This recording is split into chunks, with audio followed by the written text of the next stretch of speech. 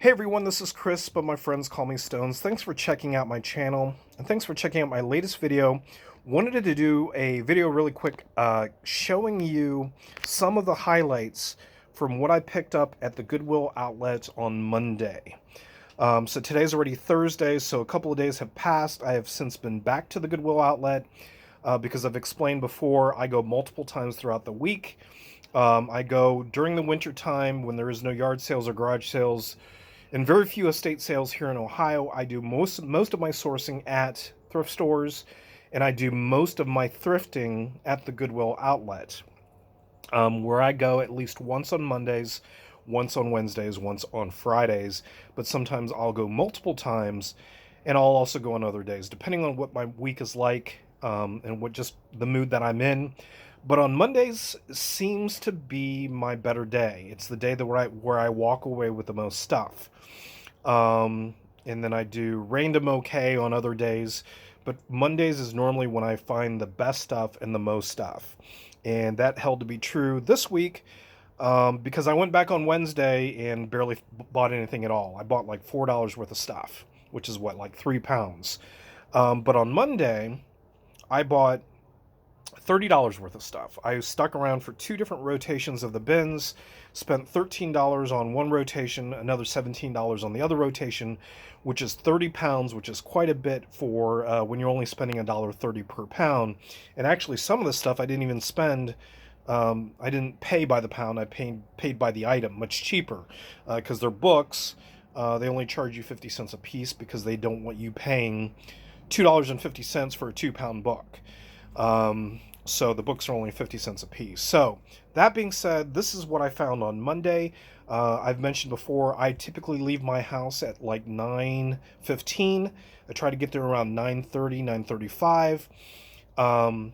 That gives me time to look through the bins before they kind of push us aside and they rotate the bins at 10 o'clock. And then I stick around for other rotations.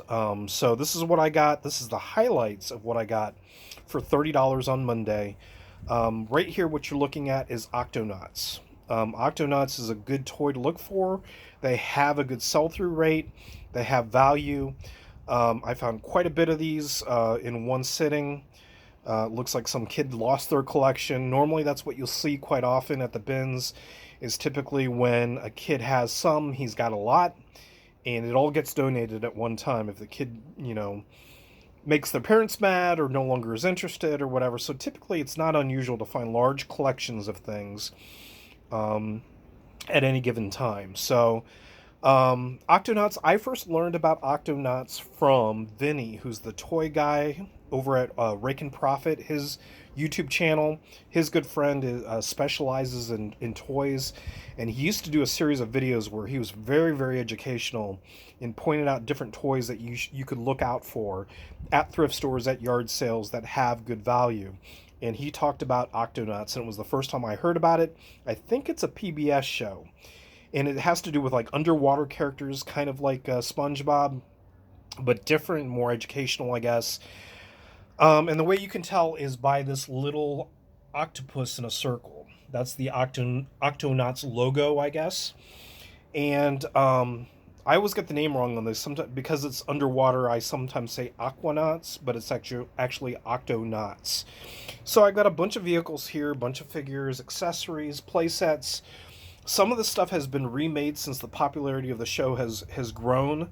Some of the stuff has not been remade. So the values can differ.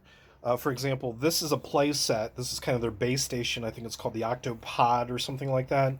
And I've sold bigger versions of this, the original version, which is a green colored one with orange arms, I think it is, and it makes noise and it lights up. This one doesn't do that. So this is a newer version, I think. But that version of the Octopod or the playset can sell for like $50 alone. So I got all this, and I listed this for $100, free shipping. So this alone is going to pay for everything that I bought that day for $30. Some of the other things that I picked up, this right here, the Shark Steam Cleanser. This is for the shark sweeper or whatever. It's the liquid you put in there. This bottle alone is worth $40. So that's going to pay for everything. Another collection that I found on top of the Octonauts is someone had a Doctor Who collection that they got rid of, that got donated. And this is one of the Doctor Who vinyl figures by Titan. Titan is a toy company, a action figure company that makes collectible figures kind of similar to Funko. And they have these what they call blind box series where they do a license. They've done Power Rangers before. They've done this is Doctor Who, but basically you don't know what figure you're going to get. It's just a box with a figure inside, and it's random. And these figures are rare or more common depending on which ones they are. Normally it's a ratio based on a quantity of like 6 or 12. Funko does a quantity of 6. Titan does a quantity of 12 because I think they come in cases of 12. So the common figures are like, there's 1 in every 12. That's pretty common. But the more rare ones can be like 1 in every 24, 1 in every 36, 1 in 48. But this one is extremely rare. I could not find any of these on eBay, on Terapeak. I did some research on the internet. But this is a black and white version of the first Doctor. If you know anything about the TV series, it's gone on for a long time. There's been different versions of the Doctor, and this is the very first Doctor, and they made a black and white variant of him, and I think he's a 1 in 144 variant. That means they only made one of these for every 144 other figures that they made. So I threw him up for $50 free shipping. We'll see if I can get that or not. Oral-B Hummingbird. I've found these before. This is something you need to look out for. This is one of those brands that was discontinued. And when people get addicted to something or enjoy something, they will pay up and pay good money to continue to use that item. Now, this was released in 2003, 2004. I've already had some experience with this before. I found one of these at a yard sale a couple years ago for like $1. And then I found a package of the replacement heads for another $1. So the problem with these is they can come with a battery inside.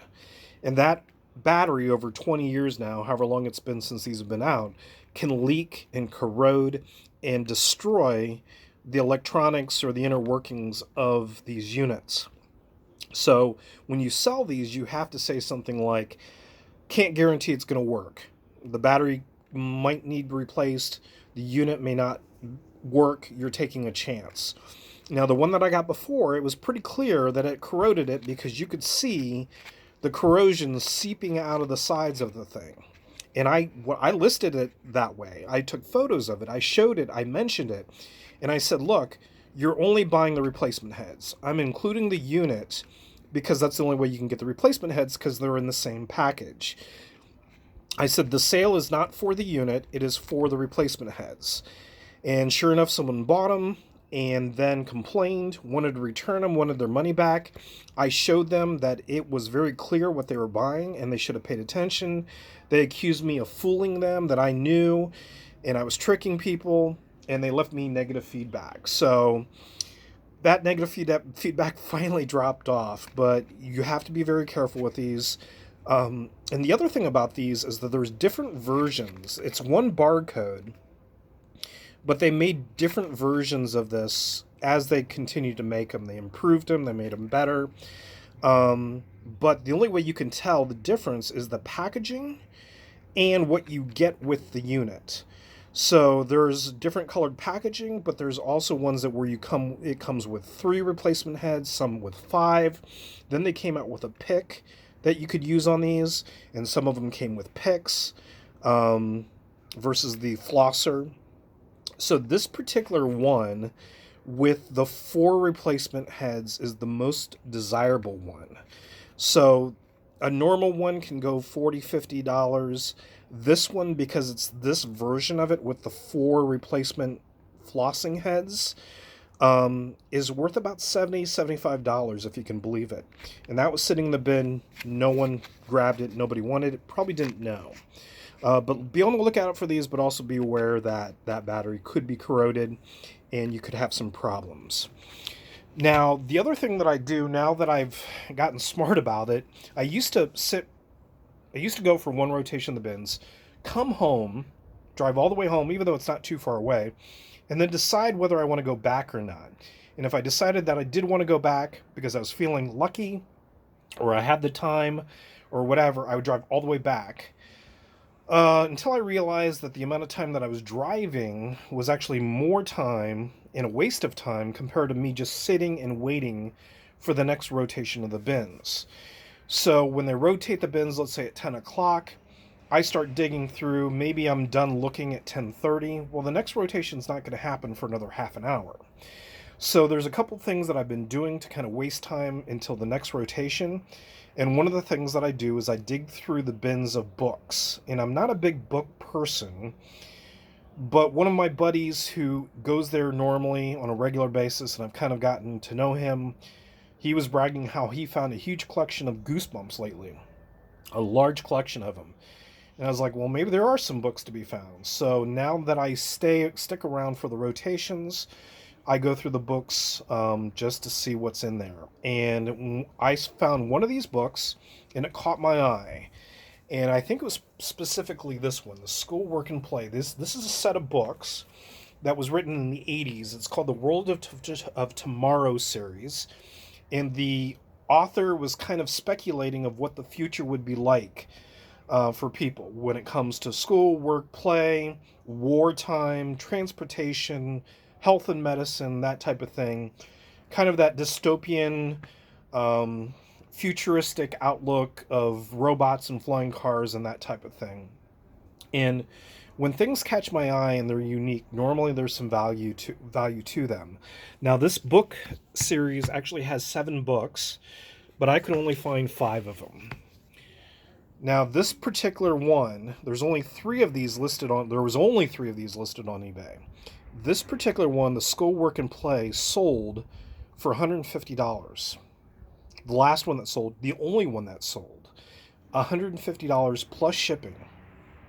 Currently, there are 2 others listed on eBay, one for $40 and one for like $80 or something like that. And I've got 5, and some of these haven't even been on eBay. I haven't found them. So what I did was I listed these for $200 free shipping, and within hours of listing these books, I already had a watcher within hours at that price. So I must have been hitting the nail on the head if someone was interested at $200 right away. So $200 right there. Again, a $30 purchase. $40 for this. We're looking at $75 for this. $100 for the play set, the toys, the Octonauts, and then maybe $40, $50 on this. So just wanted to show you what I pulled out of the bins. I went on Wednesday again. I stayed for 3 rotations and spent $4. So it's hit or miss. You have to keep on going. It's frequency, it's consistency, and you'll find stuff. Thanks for watching. Talk to you soon.